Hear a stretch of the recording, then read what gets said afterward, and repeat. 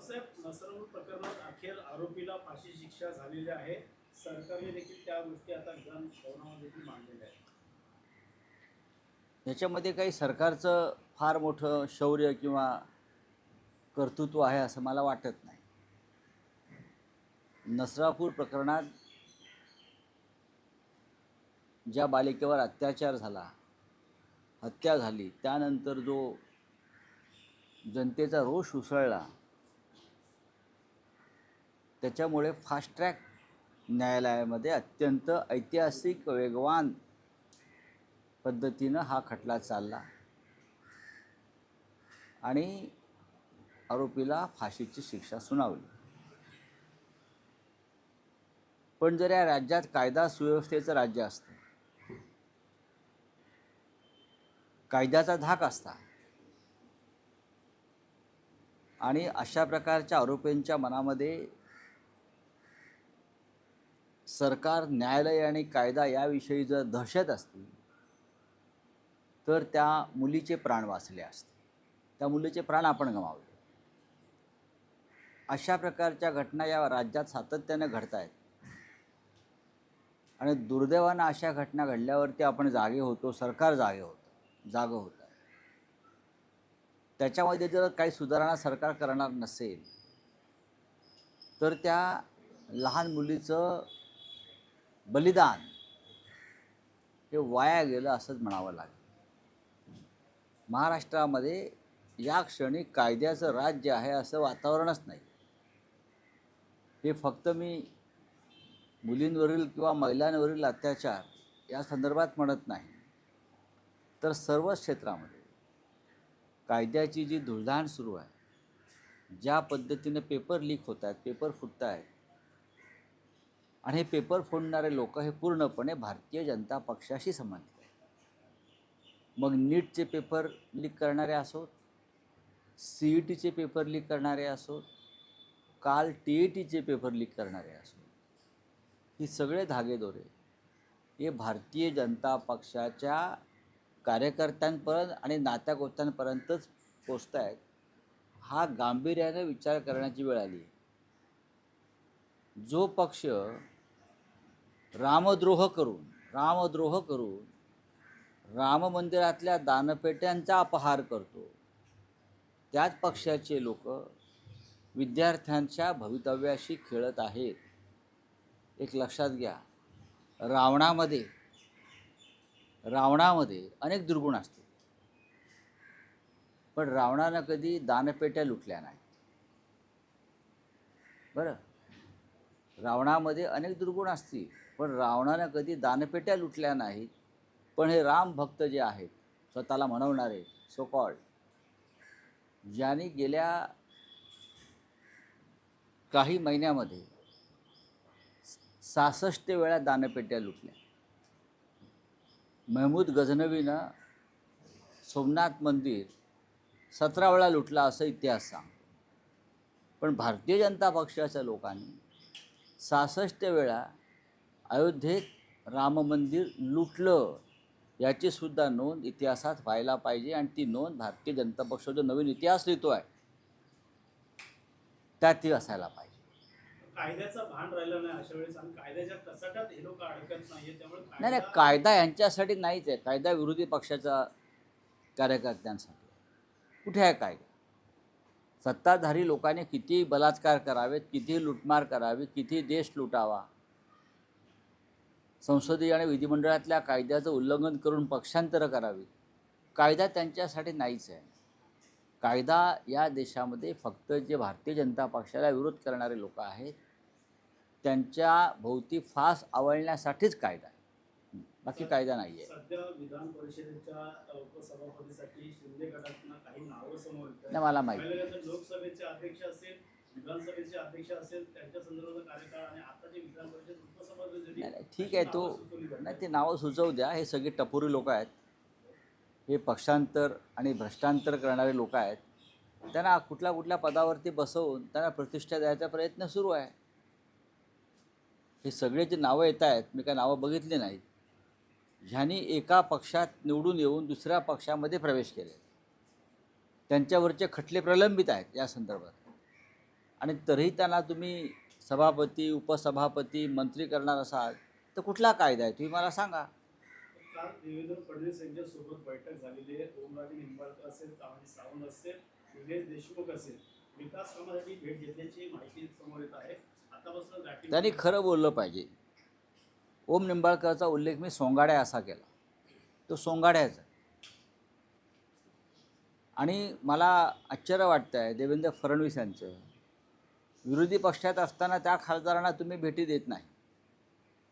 त्यांनी आणलेल्या विकास कामांच्या कागदावर तुम्ही चर्चा करत नाही. पण एखाद्याने पक्षांतर केलं की तुम्ही त्याला समोर बसवता, त्याचे कागद मंजूर करता. हा घटनेशी द्रोह आहे देवेंद्र फडणवीस. आणि म्हणूनच त्याची कर्माची फळं तुम्हाला जी मिळत आहेत. ऑपरेशन देवेंद्र जे सुरू झालं आहे, उद्धवजींनी सांगितलं ऑपरेशन देवेंद्र सुरू झालं आहे देशात. काही काळापासून देवेंद्र दिल्लीत जाणार, देवेंद्र दिल्लीत जाणार, उच्च पदावर जाणार, या चर्चांना आता पूर्णविराम मिळाले. तर याच त्यांच्या वर्तणुकीमुळे, याच त्यांच्या वागणुकीमुळे आता देवेंद्र महाराष्ट्रात तरी राहतील का नाही त्यांच्या पदावर, अशा प्रकारचं रहस्यमय वातावरण मिंध्यांनी निर्माण केलं आहे. ही अत्यंत गंभीर गोष्ट आहे. की कुठे ते ताकद वाढत चालली आहे आणि त्याच आ? खासदारांना ज्या खासदारांनी पक्ष बदलला त्या विभागात जन्मच चाचणी व्हावी अशी मागणी देखील आता केली होते. मनसेकडून देखील अशी मागणी केली होती. नाही, त्यांचे राजीनामेच घेतले पाहिजेत कायद्यानं. ते डिस्क्वालिफाय, बरं का, ते डिस्क्वालिफाय व्हायला पाहिजेत कायद्यानं. जो घटनेतलं जे कलम 10 आहे, शेड्यूल 10 ज्याला आपण म्हणतो, त्यानुसार पक्षांतर विरोधी कायद्यानुसार त्यांची खासदारकी रद्द व्हायला पाहिजे असं घटना आणि कायदा सांगते. पण अशा पक्षांतर केलेल्या गुन्हेगारांना, हे गुन्हेगार आहेत, देवेंद्र फडणवीस आपल्या चेंबरमध्ये बसवून त्यांना चहा पाजून, चहा बिस्किटं देऊन जनतेच्या पैशानं त्यांच्या कागदावर जर सह्या करत असतील तर स्वतः देवेंद्र फडणवीस हे घटनाद्रोही आणि रामद्रोही आहे. राम सत्यवचनी होता. त्याच लोकांना मंत्रिपद देणार अशी देखील चर्चा सुरू मग ते तर झाली. तेच तर सांगतो ना, वेगळं काय सांगतोय मी. घटनाद्रोही, सत्यद्रोही, रामद्रोही असे हे लोक आहेत, हे गुन्हेगार आहेत खरं म्हणजे. ओम निंबाळकरांपासून सगळे लोक हे राज्याचे आणि जनतेचे गुन्हेगार आहेत. आणि अशा गुन्हेगारांना तुम्ही पदं देणार असाल, निधी देणार असाल, पक्ष बदल आधी का नाही दिलात? तीच जनता होती आणि तेच खासदार होते ना, मग आधी का नाही दिला? तुम्ही कोणतं राज्य चालवता? हे घटनेचं राज्य, कायद्याचं राज्य नाही आहे महाशय. आणि याची किंमत ह्या सगळ्यांना चुकवावी लागेल. राष्ट्रवादी शरदचंद्र पवार गटामध्ये 2 आता गट दिसत आहेत. तर काही नेते आहेत ते काँग्रेसमध्ये, तर काही एनडीए मध्ये जाण्याच्या मला माहिती आपका कांग्रेस को राम मंदिर जाने की रोका जा रहा है, क्या वजह लगती है? राम मंदिर हम सब लोग जाना चाहते हैं. मुझे लगता है उत्तर प्रदेश के कांग्रेस के प्रेसिडेंट को रोका गया है, अजय राय साहब को. क्यों रोका गया? वो वहाँ जाकर जो वहाँ भ्रष्टाचार हो गया, लूटमार हो गई है दान पत्र में, दान पेटी में, उस बारे में बात करेंगे इसलिए. महमूद जो गजनवी था उसने सोमनाथ मंदिर 17 बार लूटा है. बीजेपी ने अयोध्या का राम मंदिर लगभग 70 बार लूटा है, 66 टाइम. ये उनका जो घोटाला है उसको मैं देशद्रोह भी कहूँगा और रामद्रोह भी कहूँगा. मैं तो ये कहूँगा, मैंने कल उद्धव ठाकरे साहब से भी बात की है कि हमको भी राम मंदिर जाना चाहिए. हम राहुल गांधी जी से भी बात करेंगे, आपको भी राम मंदिर आना चाहिए. हम अखिलेश यादव जी से भी बात करेंगे, उनको भी राम मंदिर जाना चाहिए. हम ममता बनर्जी से भी बात करेंगे, उनको भी जाना चाहिए. अरविंद केजरीवाल जी अभी जाकर आए, वापस हमारे साथ आ जाएंगे. ये कौन है? राम मंदिर उनकी बाप की जागीर है क्या? राम मंदिर में हमारा खून भी बहा है.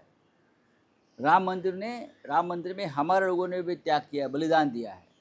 मैं खुद उस राम मंदिर के आंदोलन में शामिल था और मैं सीबीआई का एक आरोपी हूँ उस मामले में. मैं 3 बार सीबीआई के सामने लखनऊ में उनके कोर्ट के सामने में जाकर मेरा स्टेटमेंट दिया है. हम लोग आरोपी हैं सब उस मामले में. राम के उस संघर्ष में मंदिर के हम सब लोग थे। हिंदू हृदय सम्राट बाला साहब ठाकरे ने जो घोषणा की थी मंदिर वही बनाएंगे, हाँ, तब ये सब लोग भाग गए थे ना। बाबरी गिरने के बाद भागम भाग हो गई थी। तब बाला साहब ठाकरे और हम सब लोग उनके साथ खड़े रहे थे उधर कि अगर वो शिवसैनिक है तो हमें उनका गर्व है, ये बाला साहब ने कहा था। तो ये सब भाग गए थे। अब ये राम मंदिर के मालिक बन गए हैं। राम मंदिर को कोई मालिक होता है क्या? अयोध्या को राम मालिक है। अगर अजय राय को रोका है तो क्यों रोका है? अगर उनको रोका है तो हम सब लोग वहाँ पहुँचेंगे, सभी नेताओं के साथ हम लोग जाएंगे। यहाँ कोई जात और धर्म का मामला नहीं है, राम सबका है, देश का है। राम और रावण में क्या फर्क है फिर इस बारे में? हाँ? राम और रावण में क्या फर्क है नहीं, रावण में बहुत दुर्गुण थे, लेकिन रावण ने किसी मंदिर की दान पेटी दान पत्र नहीं लूटा था।